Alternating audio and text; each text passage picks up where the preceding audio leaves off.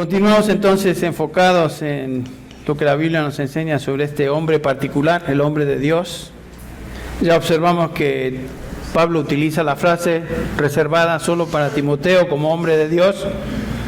Observamos también que en la Escritura este título se reserva a todo hombre a través de la historia de la Iglesia, que a través de la historia de la redención, más que la Iglesia, que ha sido escogido por Dios para servirle de manera singular a través de la proclamación de su palabra. No solo la Escritura, los que escribieron la Escritura, sino aquellos que la proclamaron. Entonces la frase hombre de Dios es una frase genérica que incluye a cualquier hombre en cualquier época a quien Dios llama para representarle como su vocero, su voz. Dada esa realidad, es impresionante entonces la responsabilidad que recae sobre nosotros cuando nos damos cuenta de eso. En el Antiguo Testamento ya vimos todos los profetas fueron llamados hombres de Dios.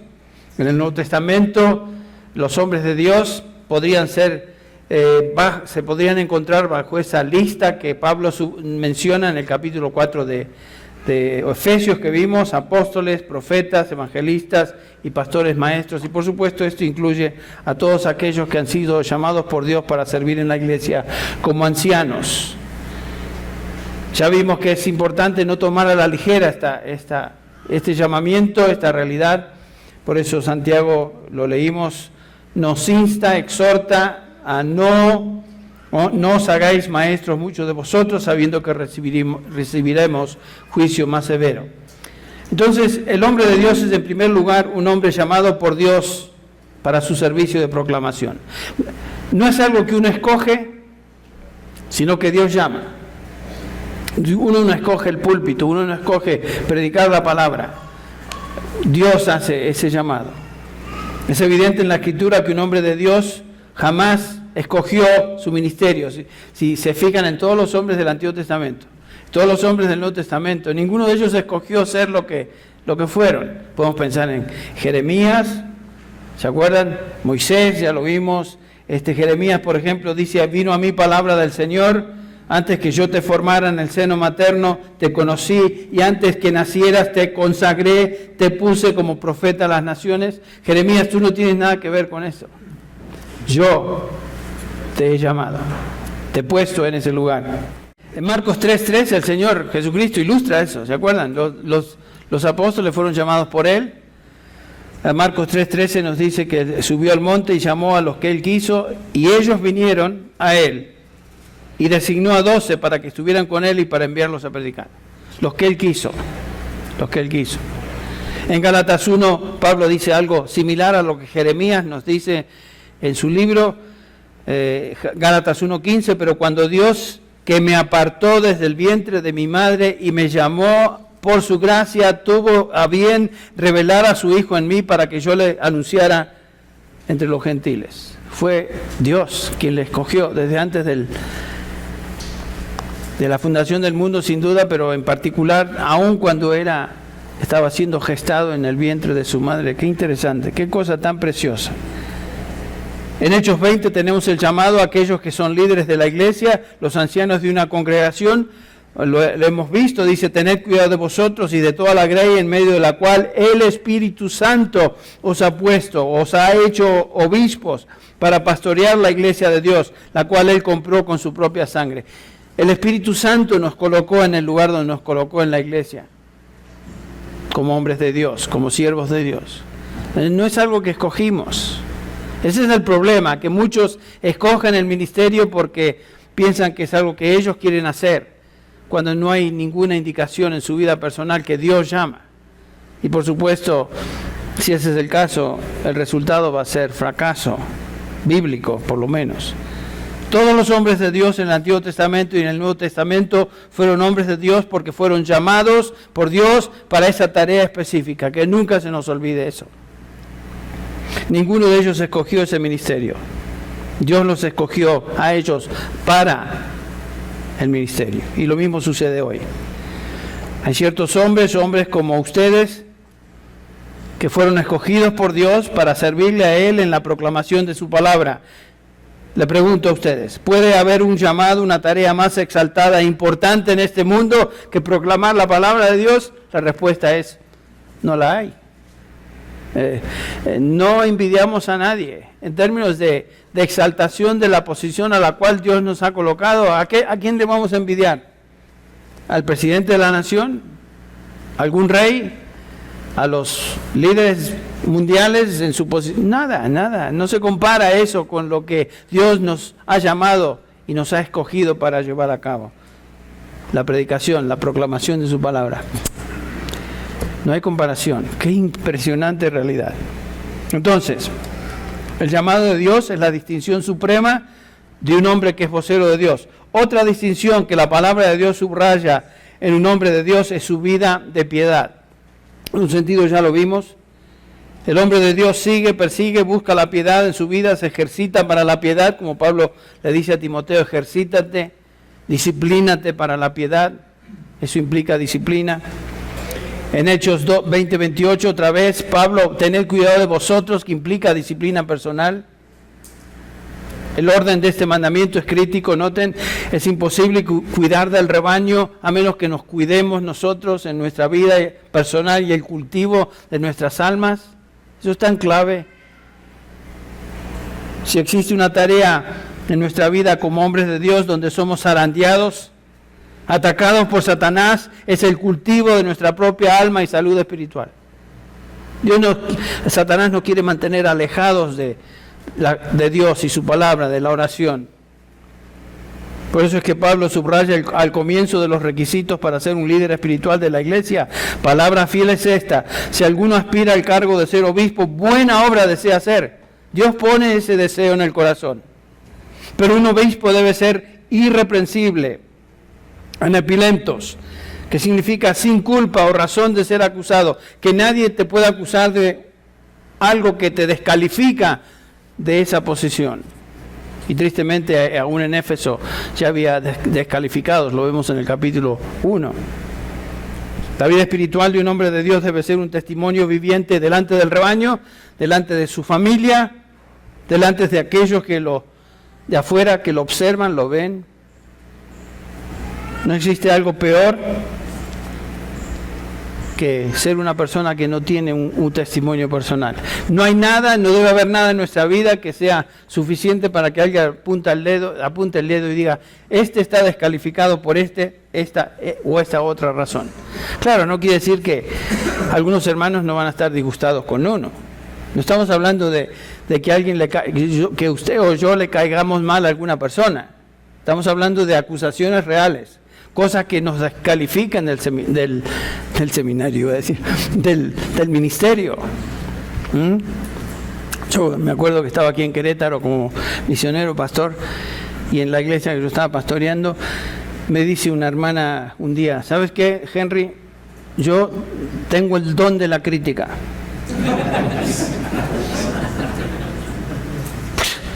Entonces, ¿cuál don es ese? Tengo el don de la crítica y tengo esta lista de cosas que tengo contra ti, pero el Señor me las dio. O sea, ella tenía el don de la crítica y me dio una listota así, que ninguna de ellas eran elementos que tenían que ver con el ministerio, pero ella se creía que tenía el don de la crítica. A lo mejor en sus iglesias ustedes tienen estas personas dotadas también. No se limita a alguno o dos. El punto es que no es que no va a haber gente que nos va a criticar. El punto es que si hay crítica, que no sea una crítica que nos descalifique del ministerio, sino que se compare con lo que Pablo dice acá y diga, no, este es un hombre íntegro. Claro, que sea piadoso. La vida espiritual demanda ejercicio, disciplina. Otro punto, es obvio que si Dios llama a un hombre a proclamar su palabra, este hombre será dotado por el Espíritu de Dios también para hablar en nombre de Dios. El Espíritu Santo tiene que dotar a esa persona. Dentro de los requisitos que Pablo subraya aquí para ser anciano, ustedes recuerdan el versículo 2, nos da la función primordial de un anciano, que sea apto ¿para qué? Para enseñar, que sea didacticón en griego, que quiere decir hábil para enseñar. Es la única función, la única habilidad que Pablo menciona en la lista de requisitos. Este es el don y función que hace al anciano diferente al don, a los requisitos para ser diáconos, por ejemplo, que vienen en los versículos que siguen. Es lo único que distingue a un anciano a un pastor. Es la habilidad dada por el Espíritu de Dios para enseñar la palabra de Dios. Tiene que estar ahí. Para eso un hombre de Dios que ha sido llamado por Él para enseñar, proclamar la verdad de Dios y ha sido colocado en ese contexto donde ya observamos de enseñanza se lleva a cabo justamente en la iglesia, que es el lugar donde la iglesia tiene como propósito en la vida es ser columna y sostén de la verdad. Ahí nos puso Dios para continuar y defender y justamente llevar a cabo ese propósito de la iglesia. Podemos observar claramente en las epístolas pastorales que esa es la tarea principal, insustituible de un pastor, un anciano. Y hay muchos pasajes en los capítulos, por ejemplo, capítulo 4, versículo 6 de esta epístola, versículo 11, versículo 13, versículo 16, 5, 17, 2 de Timoteo 2, 15 y 24, Tito 2, 1, etc. Todos los pastores fueron dados a la iglesia por el Señor para enseñar, predicar la palabra de Dios. Efesios 4, 11 al 12, ya lo vimos. Pastores y maestros, a fin de capacitar a los santos para la obra del ministerio. Entonces, el elemento crítico de una congregación es su liderazgo, sus líderes, sus hombres que Dios ha colocado ahí. Es crítico, porque donde van y donde dirigen estos hombres, el resto de la congregación sigue. El pueblo será como su, ¿qué dice? O sea, el pueblo será como su sacerdote. Aplicándolo a la iglesia será como sus líderes.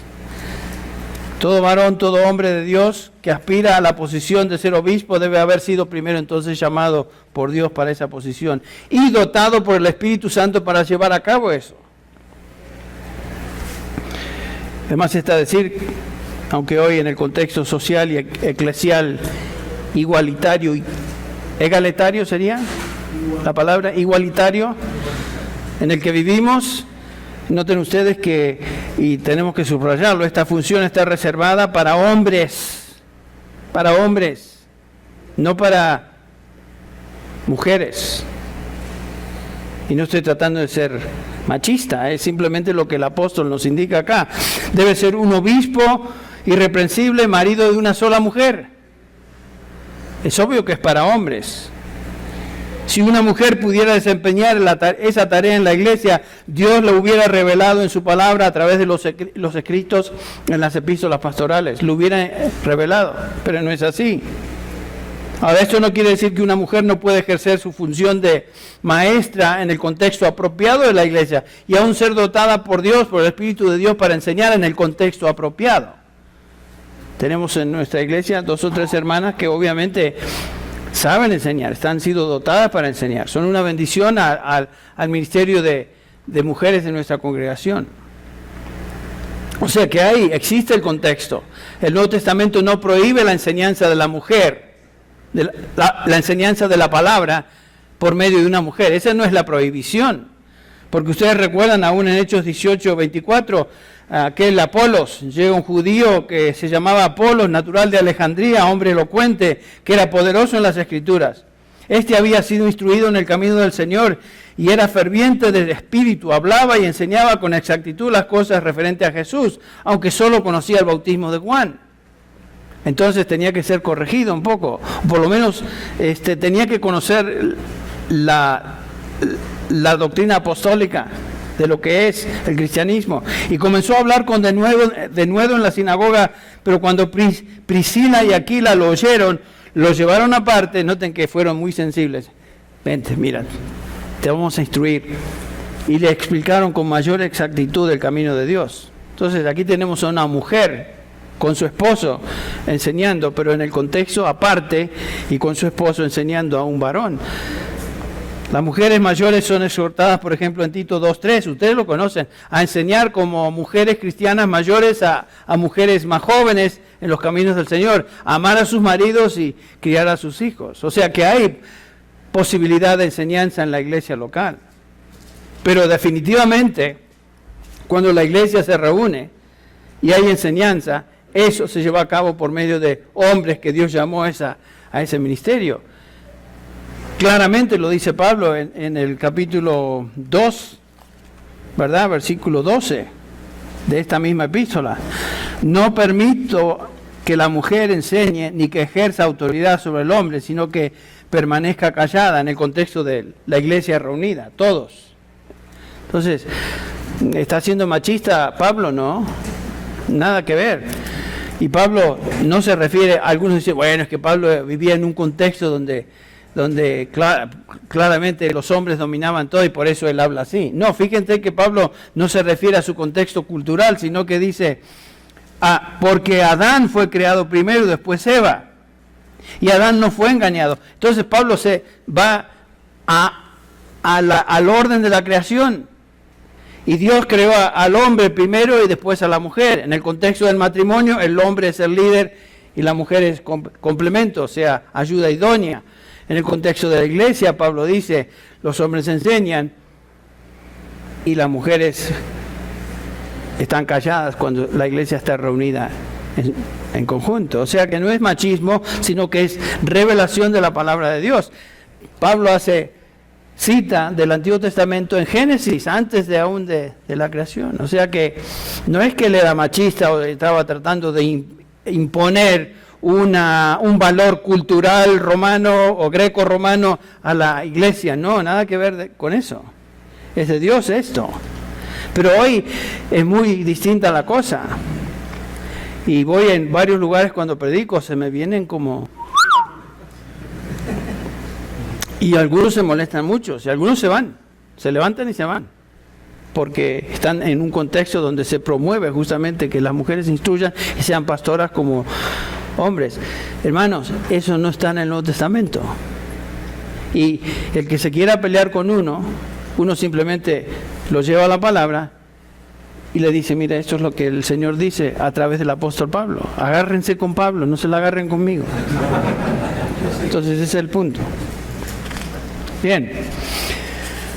Ahora, ¿cómo puede un hombre de Dios enseñar la palabra de Dios con eficacia e impacto espiritual?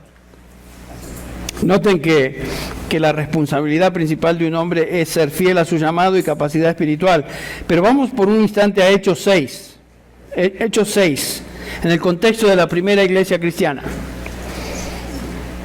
Dice ahí el versículo 4 que nosotros, los apóstoles, nos entregaremos a la oración y al ministerio de la palabra. Aquí observamos que junto con la enseñanza y proclamación de la palabra, un hombre de Dios debe dedicarse, entregarse a la disciplina de la oración. De todas las disciplinas y responsabilidades que tenemos en la vida cristiana, la más difícil es la oración. La más difícil. ¿Quiénes de ustedes aquí está satisfecho con su vida de oración? Levante la mano. ¿Estás satisfecho con tu vida de oración? ¿Sabes que eso nunca debe ser? Nadie puede sentirse satisfecho porque siempre hay más que continuar, más que aprender. ¿Quién levantaría la mano? Una persona lo hizo. Pero el punto es este, que jamás nos sentimos conformes con nuestra vida de oración. Miren, Lloyd Jones dijo lo siguiente, el famoso Lloyd Jones. Todo lo que hacemos en la vida cristiana es más fácil que orar. Y repito, todo lo que hacemos en la vida cristiana es más fácil que orar. Si no has tenido dificultad en orar, ciertamente no has orado. Este es Lloyd Jones. Este no es un jovenazo ahí de una iglesia pequeña que se le ocurrió decir eso. Este es Lloyd Jones. Cuando leemos las biografías y oraciones de los hombres de Dios en la historia de la iglesia, notamos que ellos también lucharon en su vida de oración. Si ustedes leen las biografías de grandes hombres de Dios, todos ellos lucharon con su vida de oración. Ninguno de ellos estaba satisfecho con su vida de oración. Lean las oraciones de puritanos y pastores que están compiladas en un libro que se llama... Ay, se me va el nombre ahora. Me va a venir un segundo. Ahí están. Y cada uno de ellos refleja que estaban luchando, que no se sentían satisfechos con su vida de oración. Es obvio que el Señor sabía esto porque el Señor le manda a sus discípulos velad y orad. ¿Para que qué? No entréis en tentación. Lo cual quiere decir, la implicación es esta, que si no oramos y velamos en oración, vamos a entrar en tentación. Entonces la oración es crítica. Y lo que vemos en este corto versículo de Hechos 6 es que el ministerio pastoral se puede resumir en estas dos responsabilidades que son inescapables. La oración y el ministerio de la palabra van juntas. Van juntas. Y noten el orden. Primero la oración y en segundo lugar el ministerio de la palabra. No puede haber un ministerio eficaz de enseñanza y predicación si no está respaldado por una vida de oración. ¿Por qué cosas oramos? Bueno, oramos por nosotros primero también, ¿no? Tened cuidado de vosotros y luego del rebaño, oramos por nosotros. Que Dios nos cuide, que Dios nos fortalezca, que seamos librados del mal, de la tentación.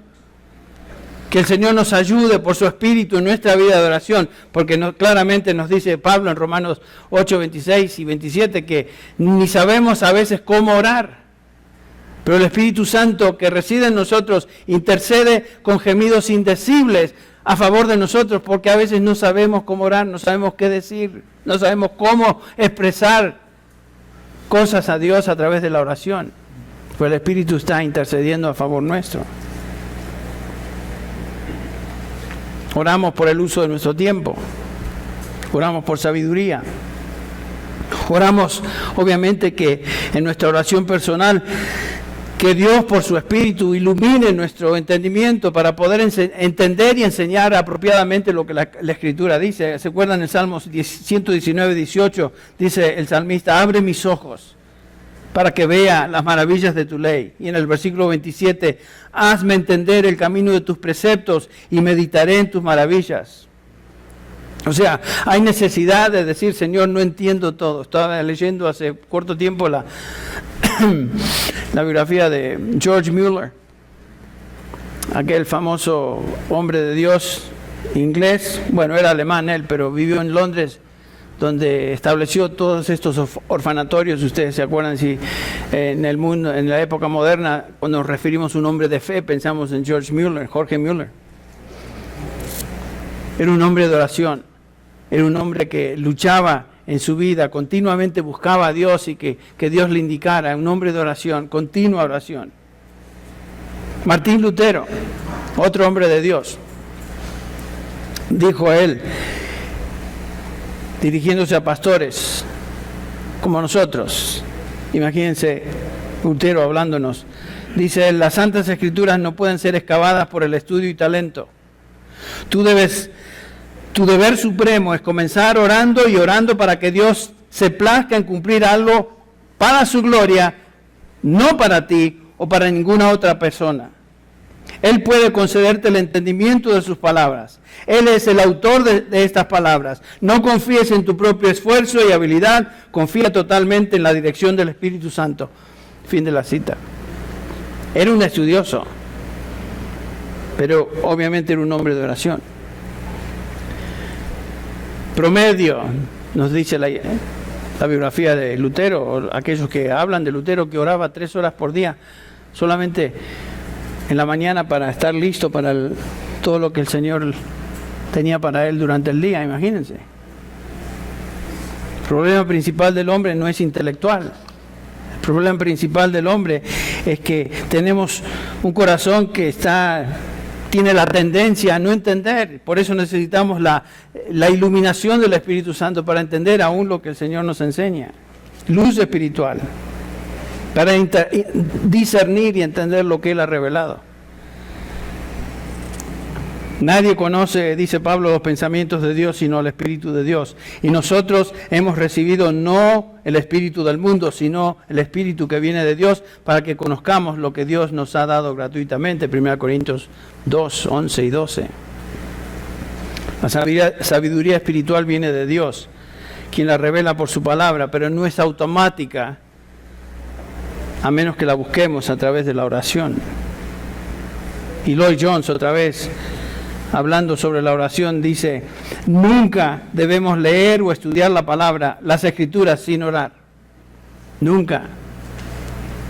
A veces somos tan dados nos ponemos en automático y hacemos las funciones de pastor y abrimos la palabra y y hacemos todo, pero sin un espíritu de, Señor, guíame, enséñame, abre mis ojos. Y lo hacemos así automáticamente. ¿Por qué más oramos? Oramos por personal, por nuestra vida, oramos a favor de otros también, es obvio.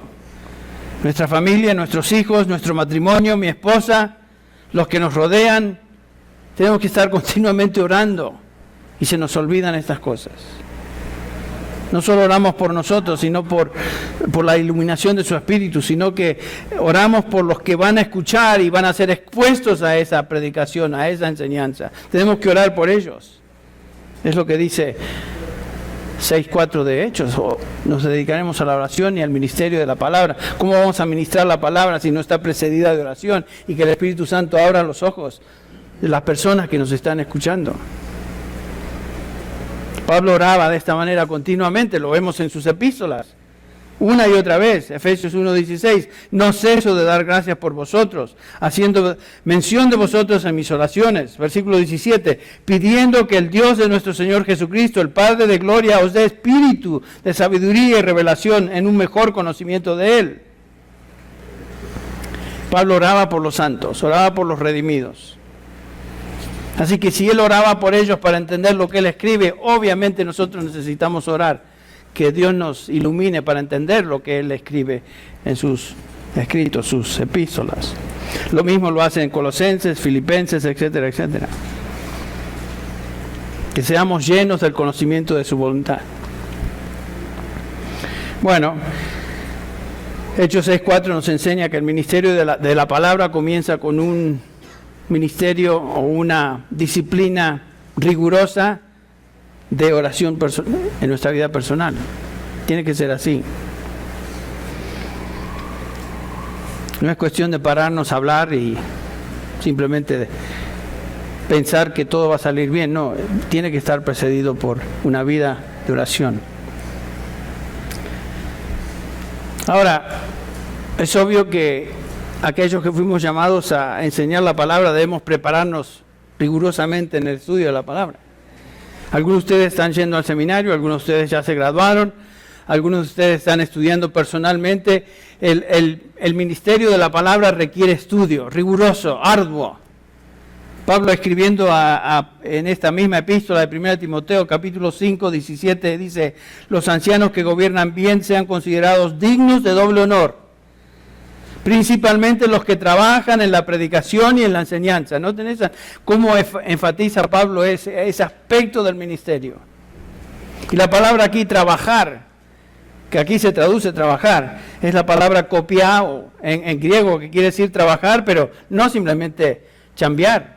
Está hablando de trabajar arduamente, trabajar con todas nuestras fuerzas, intensamente, hasta quedar exhausto, tiene la idea ese mismo verbo. Entonces, no es cuestión de preparar un bosquejito y un par de cositas y dar un sermoncito para cristianitos ahí como si fuera una sopita de esas de instantáneas. Si eso es todo lo que damos, por supuesto, los resultados serán similares.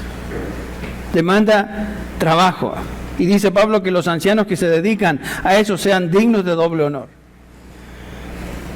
Dirigiéndose a Timoteo, quien estaba encargado ahí en Éfeso, Pablo le dice en su segunda epístola, capítulo 2, versículo 15, que conocemos muy bien: procura con diligencia, Timoteo, no es cuestión de vez en cuando tienes ganas, sino procura con diligencia presentarte a Dios aprobado. ¿Se acuerdan? Porque vamos a rendir cuentas a Él. Como obrero que no tiene de qué avergonzarse, que traza con precisión la palabra de verdad. Eso demanda estudio, demanda dedicación, demanda esfuerzo. Trazarlo con precisión, cortar derechamente. Recuerdan que Pablo era un fabricante de tiendas de campaña de cuero. Y obviamente para coser los cueros tenían que ser previamente cortados simétricamente, de tal manera que cuando unía un pedazo de cuero al otro, tenían que estar cortados rectos. ¿Cómo va a unir un cuero uno con el otro si está todo eso? Esa es la idea. Y cuando trazamos la palabra, ese es el punto, trazarla con precisión. Ningún hombre puede trazar bien, manejar bien con precisión la palabra hasta que entienda el significado de la misma, lo cual requiere todo nuestro esfuerzo.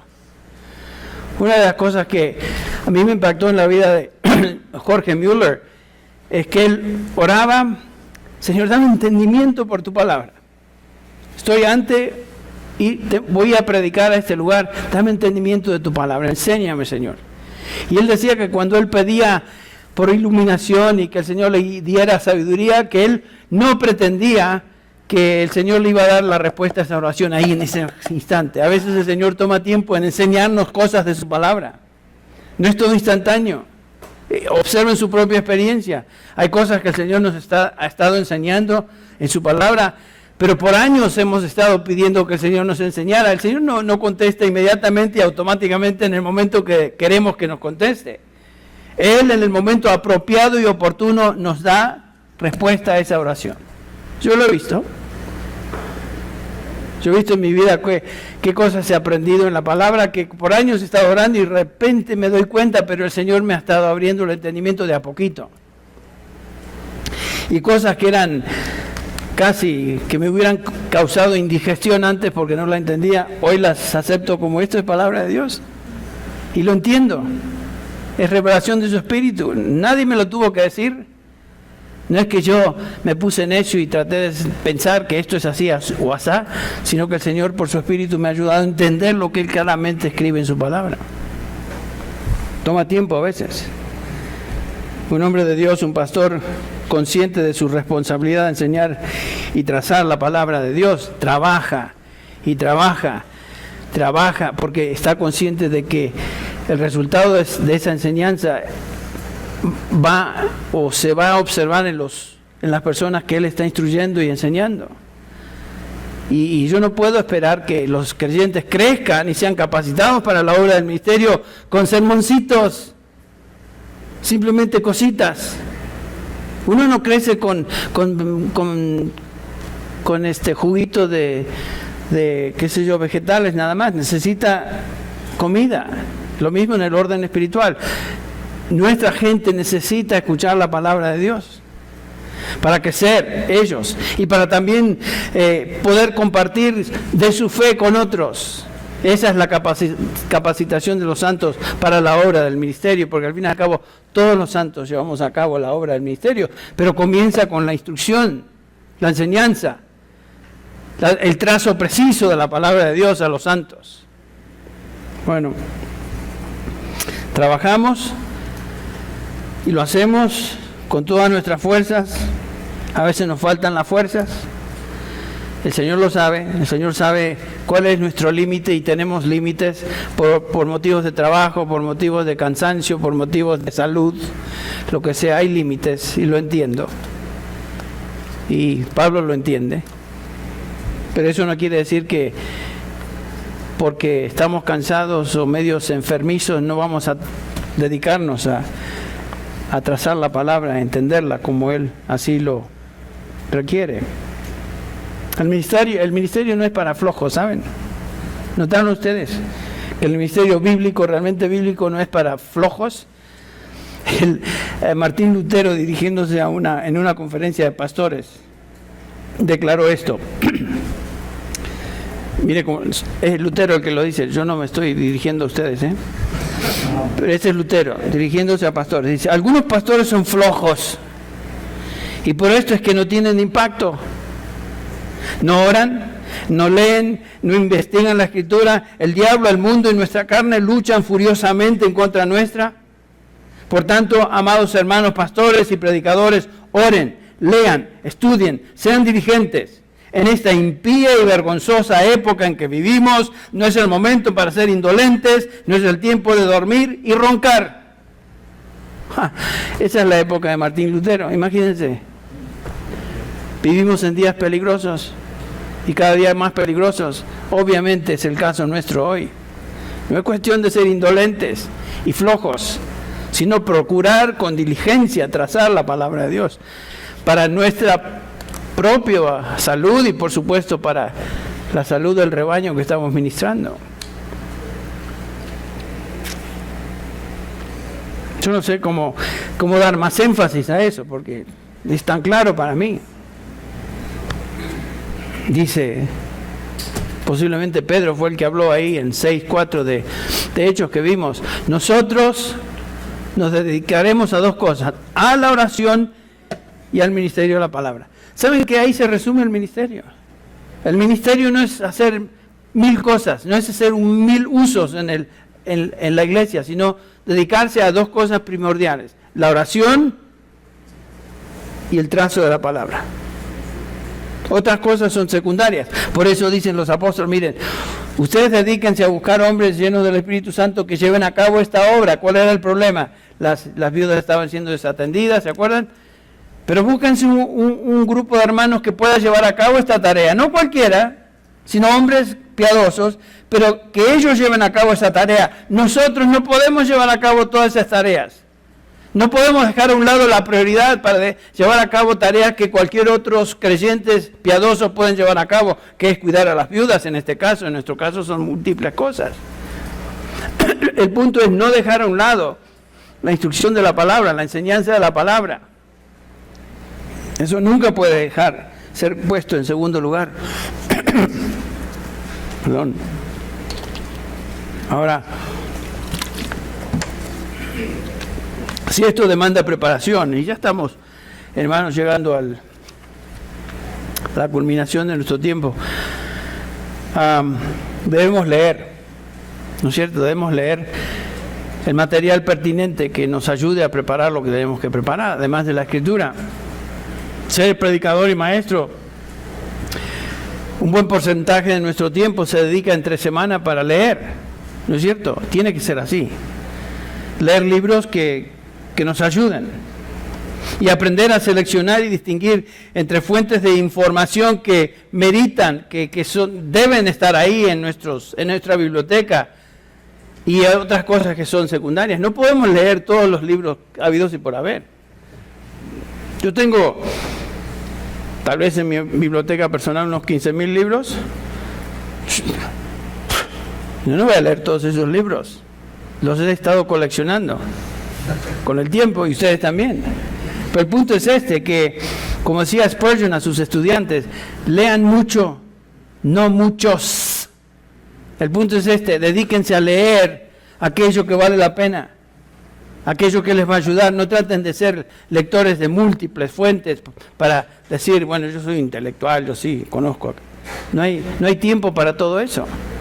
Y cada uno de nosotros tenemos limitaciones, como dije, de tiempo, de trabajo, y aún limitaciones aquí en el Coco. No todos somos brillantes en nuestro intelecto. Yo sé que ustedes tal vez son todos brillantes, pero yo no me considero brillante. Yo me brillante porque están con la pelada ahí. Pero el punto es que hay limitaciones de ese aspecto también, y el Señor lo sabe. La idea es estar familiarizado y enfocar nuestro esfuerzo en materiales seleccionados de autores que han tenido impacto en la iglesia a través de los siglos. Yo tengo algunos santos de mi devoción, por decirlo así. Autores, autores que realmente han impactado a la iglesia a través de los siglos. Casi todos los que me impactan hoy, la mayoría, con la excepción tal vez de uno o dos, están muertos. Ya están con el Señor, pero han impactado a la iglesia a través de sus escritos. Mi favorito de los tiempos modernos es Lloyd Jones, que ustedes ya conocen. Pero es escoger a personas y libros y recursos que nos ayuden, y realmente sabemos, a esta persona, en ella puedo confiar. En otros, quién sabe. Bueno, ¿y cómo hacemos? ¿Cómo estudiarlo? Estudiamos primero para nuestro bien personal, para edificación propia, y luego para predicar a otros. Porque el propósito del estudio es edificarnos en nuestro cultivo personal y luego poder edificar a otros con lo que aprendemos ahí. Esdras es un gran ejemplo para nosotros. ¿Se acuerdan? Esdras 7:9 dice, la mano bondadosa de su Dios estaba sobre él, ya que Esdras había dedicado su corazón, noten esto, primero a estudiar la ley del Señor y a practicarla y a enseñar sus estatutos y ordenanzas en Israel. Noten, estudiaba, practicaba y enseñaba. Estudiaba, practicaba y enseñaba. Ese debe ser nuestro distintivo en nuestro ministerio. Todos tenemos maneras de preparar mensajes. No les voy a dar una clase de homilética. Algunos en el seminario han tomado hermenéutica y homilética, que son dos hermanitas, van juntas. Comienzan con H, pero no son nombres bíblicos, así que no trate usted de darle ese nombre a algunas gemelitas que nazcan por ahí. Imagínense, mis nietitas, hermenéutica y homilética. Imagínense. Pero el punto es que cada uno de nosotros tenemos un sistema particular de estudio. No todos hemos ido al seminario, gracias a Dios yo pude tomar clases de hermenéutica y homilética y todo aquello que se enseña en un seminario, pero con el tiempo uno se hace a un sistema propio de estudio también. Entonces lo hago. Y a mí me gusta escribir un bosquejo del mensaje que voy a dar primero, tener una idea homilética de lo que ese mensaje nos enseña y después comenzar a llenarlo. Pero yo cuando escribo un mensaje, escribo todo el mensaje. Quiero que todos mis pensamientos estén ahí. Todo lo que les enseño está aquí escrito. Porque quiero estar seguro que lo que expreso y enseño sea exacto en lo que yo ya he tenido la oportunidad de pensar. Y lo pienso a través de escribirlo. No dar simplemente un bosquejito. Bueno, de vez en cuando tenemos un bosquejito que damos, ok, bum, bum, bum, 2 o 3 puntos. Pero el punto es estudiar con el propósito de enseñar a otros. Lo más importante no es la homilética, lo más importante es la esencia del sermón que estamos dando. La homilética sirve como el marco a una pintura. La pintura es lo que realmente importa, no el marco. Entonces, eso es lo que hacemos cuando nos preparamos, enseñamos la palabra. Y apuntará la Biblia con la Biblia. Nuestros ejemplos principales y cómo apoyamos lo que estamos enseñando debe proceder la misma Biblia. No porque simplemente lo dijo este señor o lo dijo otro señor. Tiene que salir de la Biblia. Siempre que sea posible es mejor ilustrar nuestros puntos o ideas en nuestra enseñanza, en nuestra clase, con ejemplos bíblicos. Que la palabra explique la palabra. Ese es el punto. Y la exposición clara de la verdad de Dios es lo más importante. Y buscar que cada principio o precepto bíblico quede fijo en la mente de los que escuchan, porque viene de la palabra. Bueno, y luego comenzamos a enseñar. Pero básicamente pasamos por 3 puntos, ¿no es cierto? Lo que estudiamos para preparar un mensaje y enseñar a otros. ¿Qué es lo que el pasaje dice? 3 preguntas fundamentales. ¿Qué es lo que el pasaje dice? O sea, es la investigación, uno estudia y ver qué es lo que el pasaje dice. ¿Qué es lo que el pasaje significa? ¿Qué quiere decir? Y cada pasaje lo estudiamos en el contexto geográfico, histórico y gramatical en que fue escrito. Referencias paralelas e ilustraciones de otros textos, etc. Y finalmente tenemos que pensar y ayudar a los hermanos a pensar en las implicaciones de lo que estamos enseñando. ¿Qué tiene esto que ver conmigo? Siempre tenemos que llevar a la gente a las implicaciones de lo que estamos diciendo. Llevarlos a considerar aplicaciones personales. Hacerles conscientes de la autoridad de la palabra sobre sus vidas. Eso es lo que hacemos.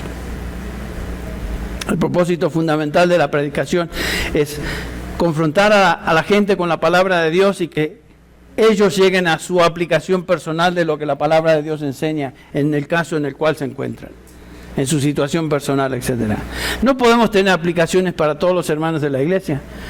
Por eso es mejor pensar en implicaciones. En otras palabras, si esto es cierto, lo que enseñamos, ¿qué tiene esto que ver entonces con mi vida personal? Y que cada uno haga la conclusión en su vida personal, qué es lo que la palabra de Dios le está enseñando.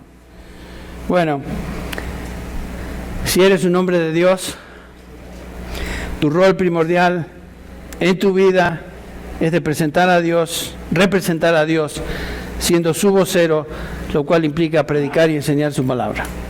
No hay otra forma. No es que recibimos mensajes de afuera, sueños o mensajes particulares, sino que enseñamos, trazamos lo que ya fue escrito.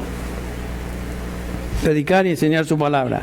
dentro del contexto de la iglesia, que como vimos debe ser columna y sostén de la verdad.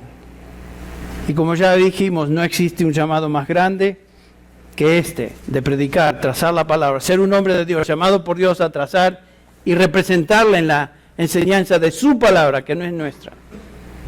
Y que el Espíritu Santo de Dios nos haga cada día más conscientes de la posición en la cual el Señor nos colocó.